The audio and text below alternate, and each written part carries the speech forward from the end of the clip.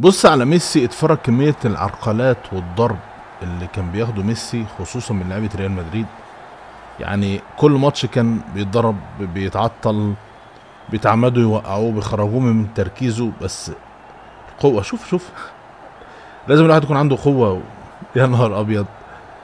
يعني انت بتتكلم في برضه الذكاء وفي هدوء في التعامل عشان ما يخرجش من الماتش. مش بس عضلات، لا، لازم يكون في انه يعرف يقع من غير ما يتصاب. عارفين ان الواحد اللي بيجي يقع من غير ما يتصاب دي احسن حاجة في ميسي.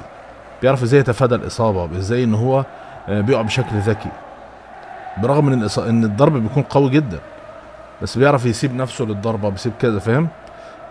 حد يا اخي هتلاقي في ناس بيحاولوا يكسروا رجله. فالمهم على فكرة الواحد لازم يستعد بدنيا. لازم تعرف انه البدنية واللياقة، وتعرف ان انت تتصرف صح.